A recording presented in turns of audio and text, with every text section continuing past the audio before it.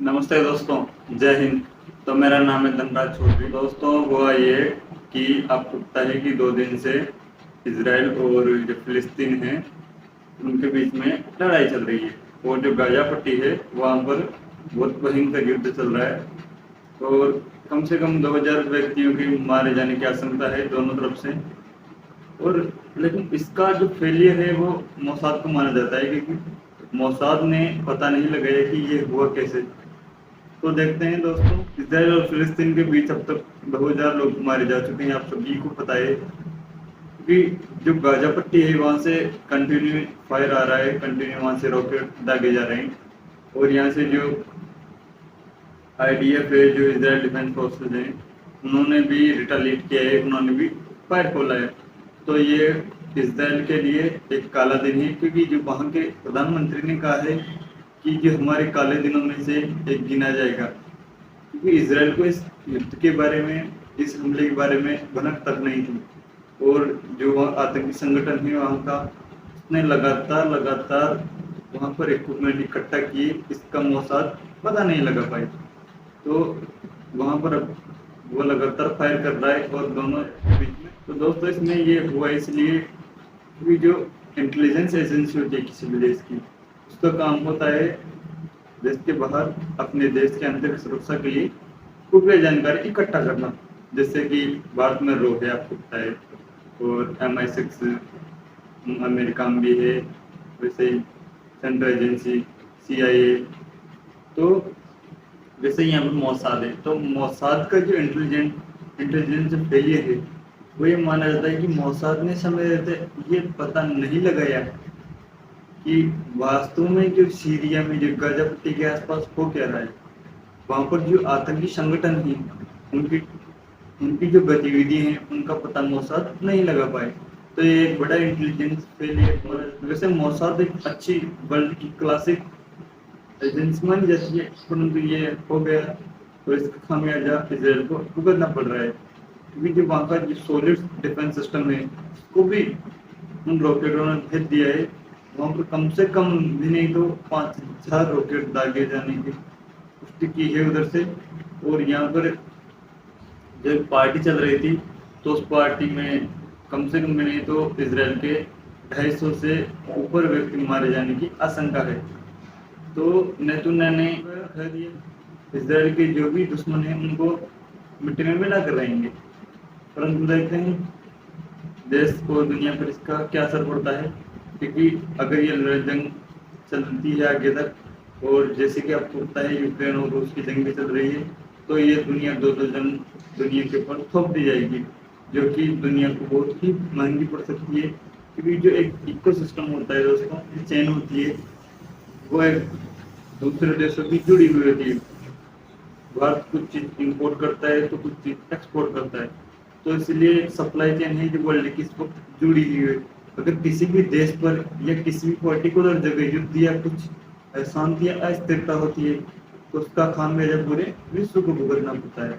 तो ये जो यूक्रेन और रूस में अस्थिरता चल रही थी, इसी के साथ अब जो इजराइल और जो गाजा पट्टी है, जो सीरिया है, वहाँ पर जो स्थिरता बनी हुई है, ये देखते हैं कितने दिन तक बनी रहेगी। ये अच्छा होगा कि जो IDF है, जो इजराइल डिफेंस फोर्सेस है, वो इस काम को जल्दी खत्म करे, ये युद्ध जल्दी समाप्त हो। हम सबकी ये इच्छा है। ये युद्ध इतना जल्दी समाप्त होगा नहीं, क्योंकि जो इजराइल का इतिहास है वो ये काम अभी से नहीं कर रहे।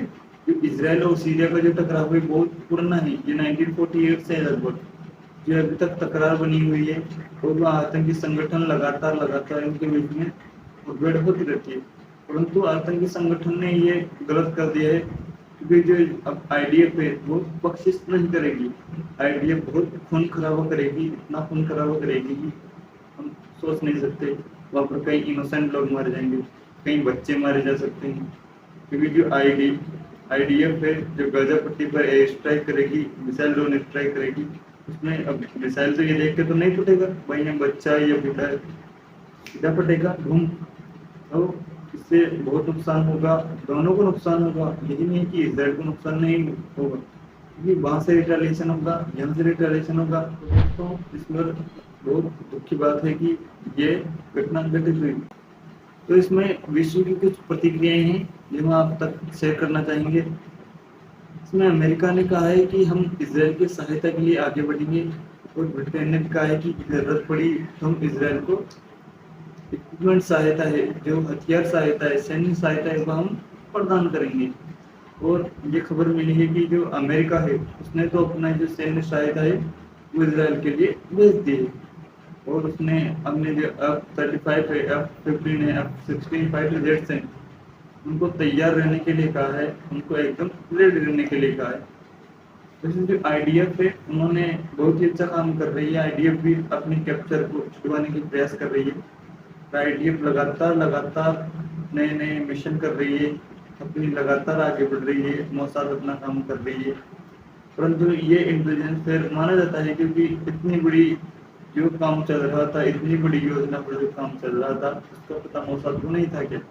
कि मोसाद उसका पता जो ईरान का सपोर्ट माना जाता है दोस्तों इसके पीछे, कि ईरान ने ये इक्विपमेंट दिए उस आतंकी संगठन को और उसने फिर ये दागा।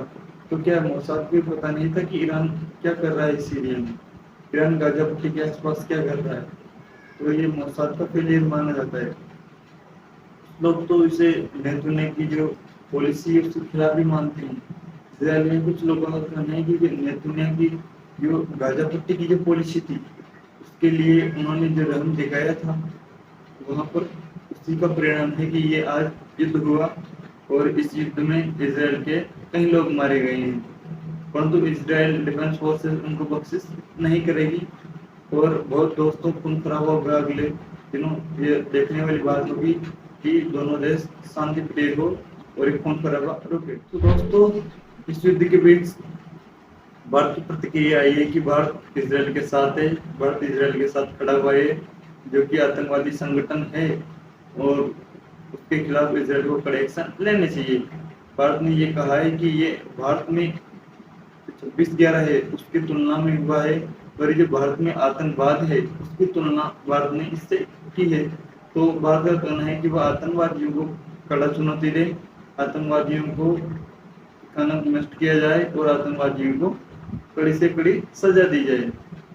तो इसमें दोस्तों विश्व के दो नजरिए हो चुके हैं। एक नजरिया ईरान सीरिया इनका हो गया है और एक नजरिया हो गया ब्रिटेन अमेरिका इनका। तो वर्ल्ड दो डिवाइडेशन में हो चुका है। उधर ईरान और सीरिया आतंकवादी संगठन की मदद कर रहे हैं, इधर अमेरिका और ब्रिटेन इजराइल की मदद कर रहा है, और भारत भी उसके साथ रिश्ते बनाए हुए हैं। कि जो माननीय प्रधानमंत्री जी उन्होंने बयान किया था कि जो वो आतंकवादी गतिविधि है वो उनकी निंदा करते हैं, उनको कंडेम करते हैं कि आतंकवादी गतिविधि नहीं होनी चाहिए। तो भारत ने आतंकवादियों का कड़ा विरोध तो किया था। दोस्तों IDF ने जो वहाँ के नेवल कमांडर हैं उनको पकड़ लिया।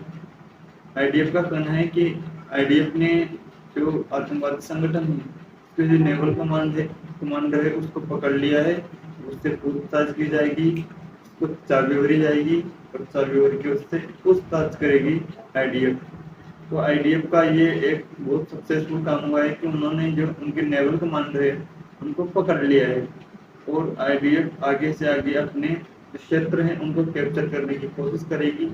परंतु उनको बहुत कठिनाइयाँ होंगी क्योंकि कई इजरायली लोग अभी भी आतंकवादियों की कैद में हैं, वो अभी भी आतंकवादी गिरफ्त में हैं, जो कि उनको छुड़वाने के लिए इजरायली सेना को बहुत ही मशक्कत करनी पड़ेगी और इजरायली सेना को बहुत ही एक तरह से कठिनाई को काम करना पड़ेगा और ऑपरेशन चलाने पड़ेंगे।